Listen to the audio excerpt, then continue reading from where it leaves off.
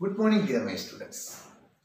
കഴിഞ്ഞ ക്ലാസ്സിൽ some basic concepts എന്നതാണ് ആ സെഷനിൽ നമ്മൾ പഠിച്ചു തുടങ്ങി. എന്തൊക്കെ പഠിച്ചു? എലമെന്റ്സ്, കോമ്പൗണ്ട്സ്, മിക്സ്ചേഴ്സ്, അവ ഹോമോജീനിയസ്, ഹെറ്ററോജീനിയസ് ഒക്കെ പഠിച്ചു കഴിഞ്ഞു. ഇങ്ങനെ ഓൺലൈൻ ക്ലാസ് കേൾക്കുന്നതിനോടൊപ്പം വായിക്കുവാൻ ശ്രമം നടത്തണം. പുസ്തകം വാങ്ങിയിട്ടില്ലെങ്കിൽ മൊബൈലിൽ NCERT ക്ലാസ് 11ന്റെ യൂണിറ്റ് 1 മാത്രം ഡൗൺലോഡ് ചെയ്ത് വായിക്കാം. അപ്പം ഇങ്ങനെ ക്ലാസ്സുകൾ കേട്ടുപോകുന്നതിനോടൊപ്പം ടെക്സ്റ്റ് കൂടി ഫോളോ ചെയ്ത് വരിക. ഇനി നമ്മൾ ഈ ചാപ്റ്ററിൽ അടുത്ത ഭാഗത്തേക്ക് പോവുകയാണ്. അതെന്താണ് എന്ന് ചോദിച്ചാൽ measurement of physical properties. Physical പ്രോപ്പർട്ടീസിന്റെ മെഷർമെന്റ്, അളക്കുന്നത്, അളവ് സമ്പ്രദായം. ഫിസിക്കൽ പ്രോപ്പർട്ടിയൊക്കെ എങ്ങനെ മെഷർ ചെയ്യാം? ഫിസിക്കൽ പ്രോപ്പർട്ടീസ് നിങ്ങൾ പഠിച്ചിട്ടുണ്ടല്ലേ?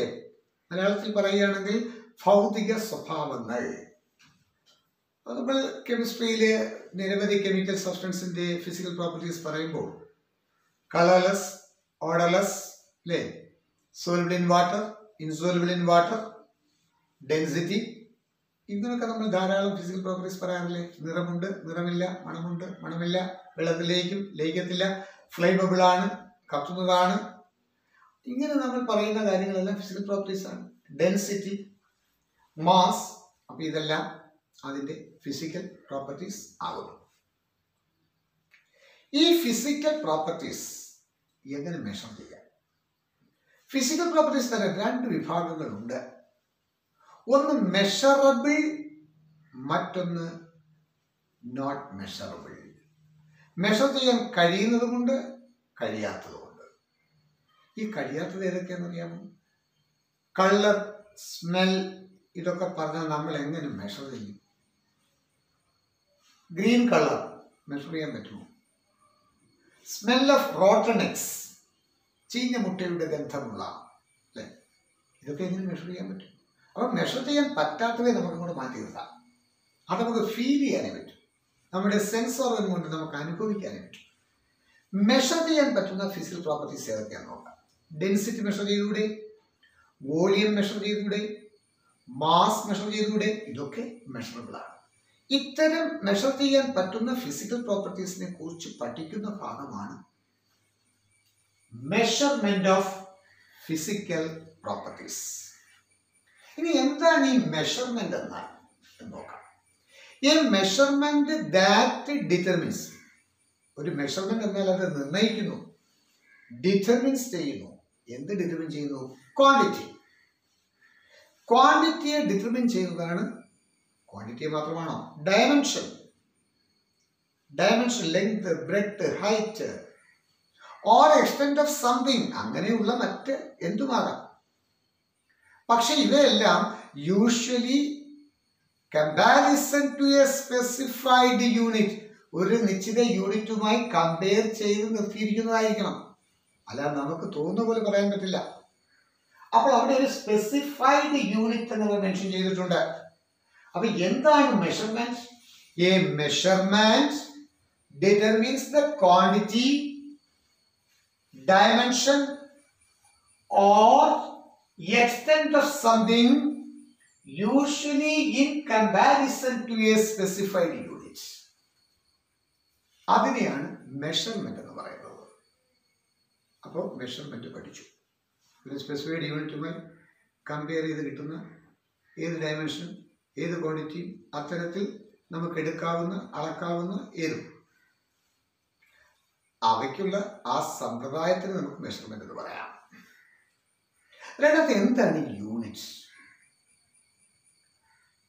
എന്തിനാണ് ഈ യൂണിറ്റ്? സപ്പോസ് യൂണിറ്റ് ഒന്നും കണ്ടുപിടിച്ചിട്ടില്ല എന്നിരിക്കട്ടെ, നമ്മുടെ ജീവിതം വളരെ ബുദ്ധിമുട്ടായി മാറും. ഞാനൊരു ലളിതമായ ഉദാഹരണം പറയാം. ഒരു വ്യക്തിയുടെ ഫാമിലി എന്ന് പറഞ്ഞാൽ അദ്ദേഹത്തിൻ്റെ വൈഫ്, 2 മക്കൾ. യൂണിറ്റ് ഒന്നും കണ്ടുപിടിച്ചിട്ടില്ല എന്നിരിക്കട്ടെ. അത്തരമൊരു അപരിഷ്കൃതമായ കാലഘട്ടത്തിലാണ് എന്ന് നിങ്ങൾ സങ്കല്പിക്കുക. ഇദ്ദേഹത്തിന് ആഹാരം പാചകം ചെയ്യാനുള്ള അരി വാങ്ങണം.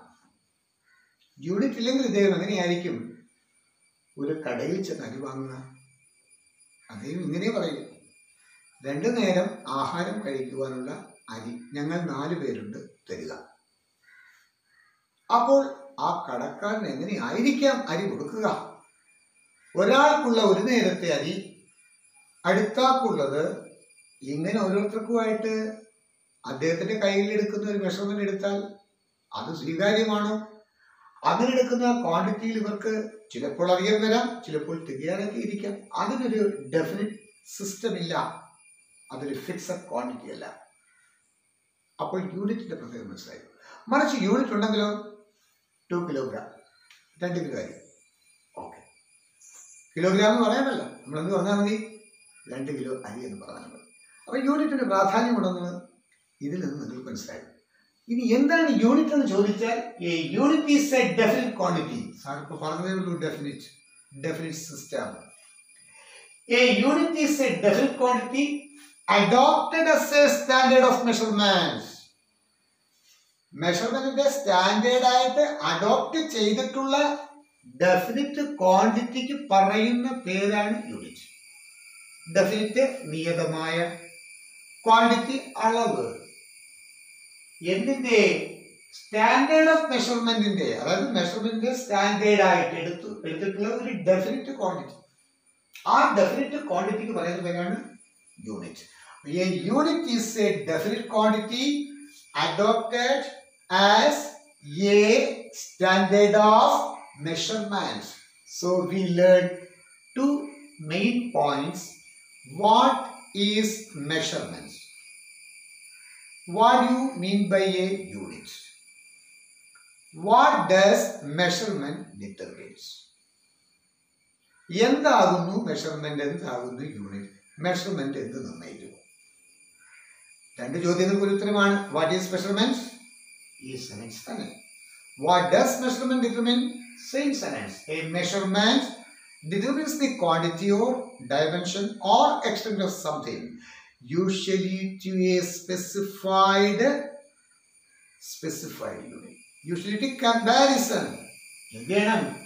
Usually extent of something, usually in comparison to a specified unit. Specified യൂണിറ്റിലേക്ക് കമ്പയർ ചെയ്ത് നമ്മൾ നിർത്തിയിരിക്കുന്ന ഏതൊന്നും നമുക്കതിനെ ആ ഒരു രീതിക്ക് മെഷർമെന്റ്, അതിനാണ് മെഷർമെന്റ്, അതാണ് നിർണ്ണയിക്കുന്നത്.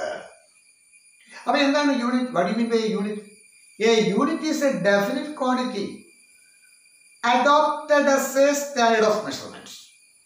സ്റ്റാൻഡേർഡ് ഓഫ് മെഷർമെന്റിൽ ആയിട്ട് സ്വീകരിച്ചിട്ടുള്ള എന്തായാലും ഡെഫിനിറ്റ് ക്വാണ്ടിറ്റിക്ക് പറയുന്ന പേരാണ് യൂണിറ്റ്. അപ്പോൾ മെഷർമെന്റ് എന്ത്, യൂണിറ്റ് എന്ത്, ഇവ തമ്മിലുള്ള വ്യത്യാസം നിങ്ങൾക്ക് മനസ്സിലായി കഴിഞ്ഞു. മെഷർമെന്റ് സിസ്റ്റം 2 എണ്ണമാണ്. ഒന്ന് ഇംഗ്ലീഷ് സിസ്റ്റം. ഏതാണ്? English system. അത് രണ്ടാമത് മെട്രിക് സിസ്റ്റം. അങ്ങനെ ഇംഗ്ലീഷ് സിസ്റ്റവും മെട്രിക് സിസ്റ്റവും 2ആയി നമുക്ക് കൊണ്ട് കാറ്റഗറൈസ് ചെയ്യാം. ഈ കാര്യം പറഞ്ഞതിന് മുമ്പ് മറ്റൊരു കാര്യം, ഒരു ഹ്യൂമർ സെൻസുള്ള ഒരു കാര്യമാണ്. ഒരു കുട്ടി ക്ലാസ്സിൽ പഠിപ്പിച്ചുകൊണ്ടിരിക്കെ പറഞ്ഞൊരു കാര്യമാണ്. സാർ, കിലോമീറ്ററോ മീറ്ററോ അത്തരത്തിലുള്ള ഒരു യൂണിറ്റ് ഇല്ലെങ്കിൽ നമുക്ക് പറയാൻ കഴിയും. അതിനെ കറക്റ്റ് ക്വാണ്ടിറ്റിയിൽ പറയാൻ പറ്റും, എക്സാക്ട് ക്വാണ്ടിറ്റിയിൽ പറയാൻ പറ്റും. ഞാൻ ചോദിച്ചു, എങ്ങനെ?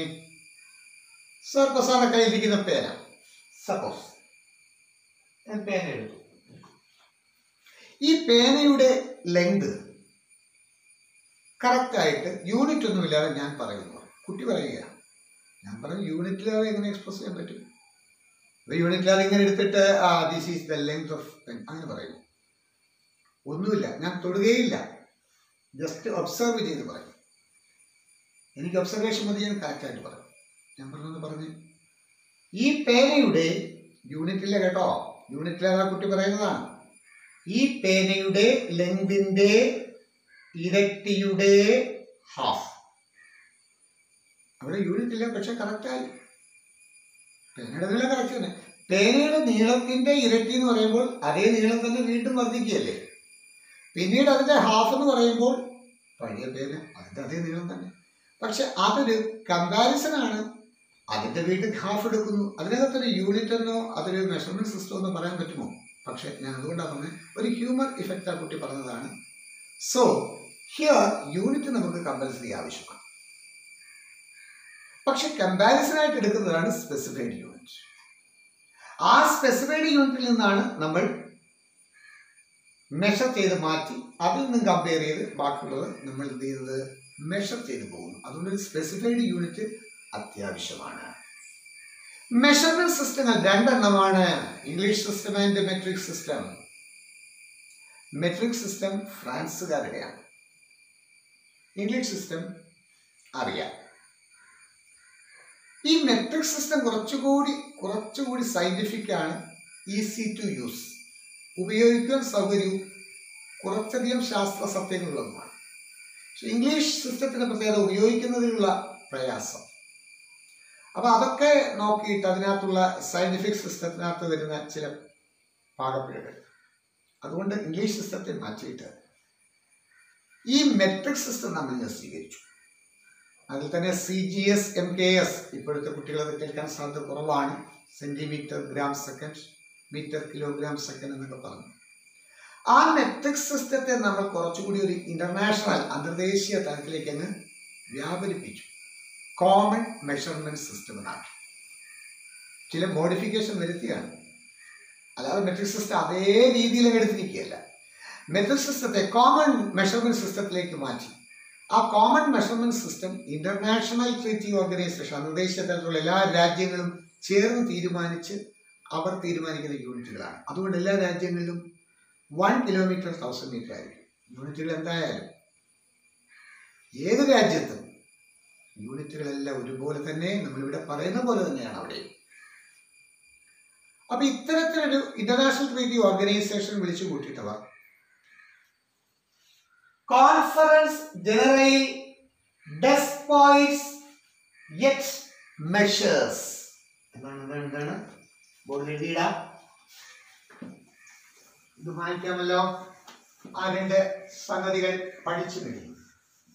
ഈ സം ബേസിക് കോൺസെപ്റ്റ്സ് മിക്കയിടത്തും പൊതുവെ കണ്ടുവരുന്നതാണ്. ഇത്തരം കാര്യങ്ങൾ അധികം ചോദ്യങ്ങൾ വരാത്ത ഭാഗമായതിനാൽ ഇത് വിട്ട് നേരെ കെമിസ്ട്രിയിലേക്ക് പോവുകയാണ് ചെയ്യുന്നത്. മറിച്ച് ഞാൻ അങ്ങനെ ചെയ്യുന്നില്ല. കാരണം നിങ്ങളുടെ വിദ്യാഭ്യാസം ഈ ക്ലാസ് കൊണ്ട് തീരുന്നില്ല. അടുത്ത വർഷം, അതിനടുത്ത വർഷം ഇങ്ങനെ പോകും. അതിലുപരി നിങ്ങൾ പഠനമെല്ലാം കഴിഞ്ഞ് ഒരു റിട്ടേൺ ടെസ്റ്റ് ഒക്കെ എഴുതി ഇന്റർവ്യൂ ബോർഡിനെ അഭിമുഖീകരിക്കേണ്ടി വരും, അല്ലേ?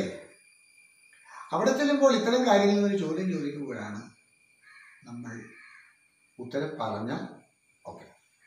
അപ്പൊ അതുകൊണ്ട് അത്തരം കാര്യങ്ങൾ കൂടി നമ്മൾ കണ്ടുകൊണ്ട് വേണം. നമ്മൾ ഫസ്റ്റ് ഇയർ എന്ന് ചിന്തിച്ചിട്ട് ഫസ്റ്റ് ഇയർ പരീക്ഷ, ഫസ്റ്റ് ഇയർ എന്ന് മാത്രമല്ല, we have to think second year, next year. അപ്പൊ അതുകൊണ്ട് നമ്മൾ പഠിക്കുന്നത് എപ്പോഴും നാളേക്കും കൂടി വേണ്ടിയുള്ളതാകണം എന്ന് കണക്കാക്കി തന്നെ പഠിക്കണം. അപ്പൊ ഇവിടെ CGPM എന്നാണ് അതിന്റെ എന്താണ് പേര്? CGPM. സിയുടെ പൂർണ്ണരൂപം കോൺഫറൻസ്. ജി എന്നാൽ ജനറൽ. കോൺഫറൻസ് ജനറൽ ഡെസ് പോയിന്റ്സ്. അതിന്റെ പി ആണ് എടുത്തിരിക്കുന്നത്. Yet measures. എന്താണ് സാർ ഉദ്ദേശിക്കുന്നത് എന്നാണ് അല്ലേ? ഡെസ് പോയിന്റ്സ് എന്നാൽ ഫ്രഞ്ച് ആണ്, ഫ്രാൻസുകാർ പറയുന്ന വാക്കാണ്. ഡെസ് പോയിന്റ്സിന്റെ അർത്ഥം വെയിറ്റ് എന്നാണ്. എന്താണ് ഡെസ് പോയിന്റ്സ്? Weight and measures. ഇപ്പോൾ കാര്യം പിടികിട്ടിയില്ലേ?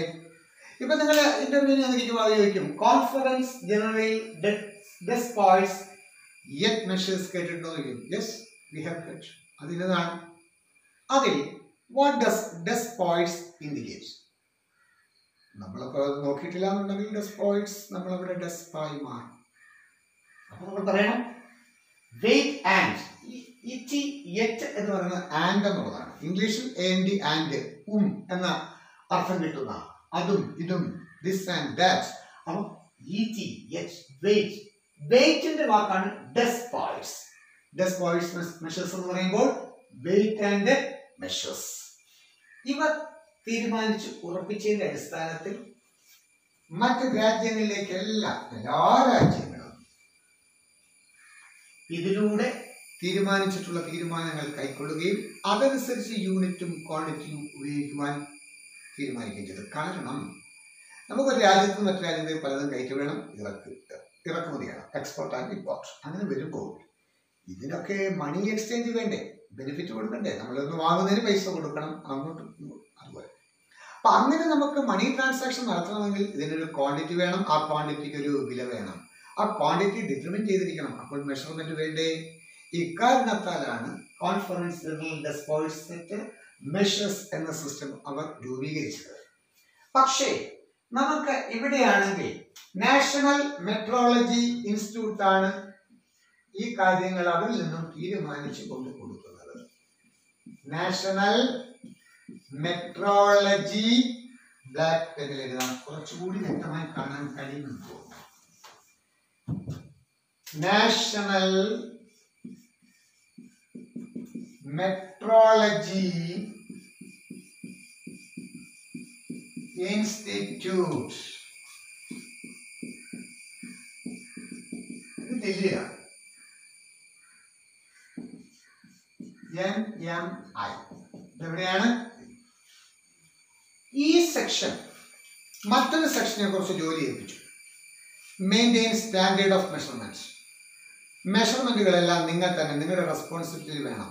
ഇപ്പൊ ത്രാസ് എന്നൊക്കെ പറയത്തില്ലേ, വെയിങ് സ്റ്റോൺ, ഇലക്ട്രോണിക് ബാലൻസ്, അങ്ങനെയുള്ള ഏത് ഉപകരണങ്ങളിലും അപ്പൊ അതിനൊക്കെ കറക്റ്റ് ആയിട്ടുള്ള വിലകളാണോ, ആ വിലകൾക്ക് അനുസൃതമായിട്ടാണോ? അപ്പൊ ഇതിന്റെ എല്ലാ തീരുമാനങ്ങൾ നാഷണൽ ഫിസിക്കൽ ലബോറട്ടറി, പൂനെയിലെ ഒരു സ്ഥാപനമാണ്. എവിടെയാണ്? National physical laboratory. ഇവർക്ക് കൊടുത്തു അതിന്റെ ഉത്തരവാദിത്തം. ഇന്റർനാഷണൽ ട്രീറ്റി ഓർഗനൈസേഷൻ ഇവർ പോകും, അവരുടെ തീരുമാനപ്രകാരം ഇവരെ നിയന്ത്രിക്കും, ഇവർ ബാക്കിയുള്ള കാര്യങ്ങൾ നിയന്ത്രിക്കും. National physical laboratory, NPL. Metrology, legal metrology എന്നൊരു ഡിപ്പാർട്ട്മെന്റ് ഉണ്ട്, നിങ്ങൾ കേട്ടിട്ടുണ്ടാകാം. സ്വർണ്ണക്കട, തുണിക്കട, അങ്ങനെ എവിടെയെല്ലാം ഈ അളവ് സമ്പ്രദായമുണ്ടോ, തൂക്കി ഇങ്ങനെ സാധനങ്ങൾ കൊടുക്കുന്നത് എവിടെയെല്ലാം ഉണ്ടോ, അങ്ങനെയുള്ള സ്ഥലങ്ങളെല്ലാം ഇവർക്ക് ചെക്കിംഗ് നടത്താം. അപ്പൊ ഫേക്കായിട്ടുള്ള, ഫേക്ക് എന്ന് പറയുമ്പോഴത്തേക്കാണ് കള്ളത്തരം, കാപട്യമുള്ള ത്രാസുകൾ, വെയിങ് സ്റ്റോണുകളൊക്കെ ഉണ്ടെങ്കിൽ അവർക്കത് കസ്റ്റഡിയിൽ എടുക്കാം, നിയമപരമായ നടപടികൾ അവർക്ക് സ്വീകരിക്കാവുന്നതാണ്. അപ്പൊ ഇങ്ങനെയുള്ള ഒരു സെക്ഷനാണ് legal metrology department. BSc physics, chemistry, maths ഇങ്ങനെയുള്ള വിഷയങ്ങളോ ബിടെക്കോ ഒക്കെ കഴിയുന്ന വ്യക്തികൾക്ക് നമ്മുടെ സർക്കാർ നടത്തുന്ന മത്സര പരീക്ഷ പാസ്സായി ഇന്റർവ്യൂ കഴിഞ്ഞാൽ നിങ്ങൾക്ക് ആ സെക്ഷനിലേക്ക് പോകാവുന്നതാണ്. അത് ഡിഗ്രിയോ മാസ്റ്റർ കോഴ്സോ ഏതായാലും. അപ്പൊ ഇത്തരത്തിൽ national physical laboratory or NPL, national metrology institute NMI. അപ്പൊ ഇവിടെ ഈ കോൺഫറൻസ് ജനറൽ ഡെസ്പോയിറ്റ്സ് എറ്റ് മെഷേഴ്സ് എന്നത് ഇന്റർനാഷണൽ സിസ്റ്റം ഓഫ് യൂണിറ്റ് എന്ന രീതിയിലേക്ക് എത്തിച്ചു. സിസ്റ്റം ഓഫ് ഇന്റർനാഷണൽ, അത് ഫ്രാൻസ് ഒരു വേർഡ്സിലാണ് അവർ തയ്യാറാക്കിയിരിക്കുന്നത്. ഫ്രാൻസ് ആണ്. ലേ സിസ്റ്റമി, കാണുവാൻ കഴിയില്ലെങ്കിൽ മുകളിലേക്ക് എഴുതാം.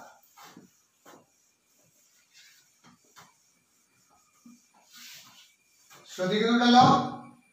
LE സിസ്റ്റമി എന്നുള്ളത് ഇവിടെ സിസ്റ്റം എന്ന് വായിച്ചാൽ മതി. അവരെല്ലാം എൻഡിലൊരു E ചേർക്കാറുണ്ട്. LE, ലേ സിസ്റ്റമി ഇന്റർനാഷണൽ. D ഒരു ഇൻവെർട്ടഡ് കോമ, യുണൈറ്റ്സ്. ലേ സിസ്റ്റമി ഇന്റർനാഷണൽ, D യുണൈറ്റ്സ്. ഇതിന്റെ അർത്ഥം എന്താ? LE ലേ എന്ന് പറഞ്ഞാൽ നമ്മൾ ഇംഗ്ലീഷിൽ പറയുന്ന ദ, ദി എന്നിങ്ങനെയുള്ള ഡെഫിനിറ്റ് ആയിട്ടുള്ള the car, the book, the bus എന്നൊക്കെ പറയുന്നില്ലേ, ദ മാപ്പ്, ആ ദായാണ് ഇത്. സിസ്റ്റമി എന്ന് എഴുതുന്നു, പക്ഷെ പറയുന്നത് സിസ്റ്റം എന്ന് പറഞ്ഞാൽ. ഇന്റർനാഷണൽ അത് കോമൺ ആണ്. ഡി എന്ന് പറയുമ്പോൾ ഇൻവേരിയബിൾ, നെവർ ചേഞ്ച്, മാറ്റമില്ലാതെ തുടരുന്നതാണ് ഇൻവേരിയബിൾ. അപ്പോൾ അതിന്റെ മീനിങ് ഞാൻ അവിടെ എഴുതി. ഇൻവേരിയബിൾ യുണൈറ്റ്സ് എന്ന് UK-കാർ പറയും. പല രാജ്യക്കാരും പല രീതിയിലാണ് ഇതിനെ പ്രൊനൗൺസ് ചെയ്തത്. ആക്ച്വലി ഫ്രാൻസുകാർ പറയുന്നത് ഇത് ചേർത്താണ് പറയും. അല്ലെ സിസ്റ്റം ഇന്റർനാഷണൽ ഡി യൂണിറ്റി എന്നാണ് അവർ പറയുന്നത്. അപ്പൊ യൂണിറ്റി എന്നാണ് കൊണ്ടേക്കുന്നത്. അതേസമയം മറ്റ് UK ഒക്കെ ആണെങ്കിൽ യുണൈറ്റ്സ്, ഡി യുണൈറ്റ്സ് എന്ന് പറയും. ബാക്കി രാജ്യങ്ങളെല്ലാം ഇത് എടുത്ത് വ്യക്തമായി പറയുന്നുണ്ടാണ്. ലേ സിസ്റ്റം ഇന്റർനാഷണൽ ഡി യുണൈറ്റ്സ് എന്നോ യൂണിറ്റ്സ് എന്നോ, ഫ്രാൻസുകാരുടെ പ്രകാരമാണെങ്കിൽ യൂണിറ്റി എന്നോ. അപ്പോൾ ലേ സിസ്റ്റം ഇന്റർനാഷണൽ ഡി യൂണിറ്റി എന്ന് പറയുന്നതിന് പകരം നമുക്ക് എങ്ങനെ പറയാം? ലേ സിസ്റ്റം ഇന്റർനാഷണൽ ഡി യുണൈറ്റ്സ്. അപ്പൊ ഇതാകുന്നു സിസ്റ്റം ഓഫ് ഇന്റർനാഷണൽ എന്നത് SI എന്ന് പറയുന്നത് SI സിസ്റ്റം എന്ന് പറയുന്നത്. അങ്ങനെ നമുക്ക് ഇന്ന് ഈ ഭാഗം ഇവിടെ കൺക്ലൂഡ് ചെയ്യാം. ഞാൻ മറ്റൊരു കാര്യം പറയാൻ വിട്ടുപോയി. കഴിഞ്ഞ ക്ലാസ്സുകൾ വരെ നമ്മൾ ഈ ചാനലിന് കൃഷ്ണ ചാനൽ എന്നായിരുന്നു പേരിട്ടിരുന്നത്. ഞാൻ അതിന് ചെറിയ മോഡിഫിക്കേഷൻ വരുത്തി മാറ്റം കൊടുത്തു. കാരണം എഡ്യൂക്കേഷണൽ ചാനലാണ്, കെമിസ്ട്രി എന്ന ചാപ്റ്ററാണ് നമ്മൾ പഠിക്കുന്നത്. അപ്പോൾ അങ്ങനെ ഒരു സബ്ജക്റ്റ് ബേസ് ചെയ്തിട്ടുള്ള ചാനലാകുമ്പോൾ ആ സബ്ജക്റ്റുമായി ബന്ധമുള്ളൊരു വാക്കായിക്കോട്ടെ എന്ന് ഞാൻ തീരുമാനിച്ചു. ഈജിപ്ഷ്യൻ വേർഡായ കെമിയ എന്ന വാക്കാണ് ഇപ്പോൾ ഈ ചാനലിന്റെ പേര്. കെമിയ എന്ന് എഴുതുമ്പോൾ KHEMIA. ഇതിൽ നിന്നാണ് കെമിസ്ട്രിയുടെ പിറവി എന്നാണ്. കെമിയ എന്ന ഈജിപ്ഷ്യൻ വേർഡിന്റെ മീനിങ് എന്താണെന്ന് വെച്ചാൽ സേക്രഡ് സയൻസ്, ദിവ്യശാസ്ത്രം, പുണ്യശാസ്ത്രം, ശുദ്ധമായ ശാസ്ത്രം എന്നൊക്കെയോ ഈജിപ്തുകാരുടെ വിശ്വാസം അവർ പറയുന്നത്. അല്ലെങ്കിൽ science of atoms or molecules. അതുകൊണ്ട് ചാനലിന്റെ പേര് കെമിയ എന്നാക്കി. നിങ്ങൾ റെഗുലറായി കാണുക, ലൈക്ക് ചെയ്യുക, സബ്സ്ക്രൈബ് ചെയ്യുക. ക്ലാസ്സുകളിൽ എന്തെങ്കിലും വ്യതിയാനങ്ങൾ വരുത്തണമെങ്കിൽ അതിന് വരുത്താം. അതിനുള്ള കാര്യങ്ങൾ, സജഷൻസ് നിങ്ങൾ കമന്റ് ബോക്സിൽ കുറിക്കുക. സംശയങ്ങളുണ്ടെങ്കിൽ കമന്റ് ബോക്സിൽ എഴുതാവുന്നതാണ്. ഓക്കെ, ഇന്നത്തെ ക്ലാസ് എല്ലാവർക്കും മനസ്സിലായി കാണുമെന്ന് വിചാരിക്കുന്നു. Okay, that's all.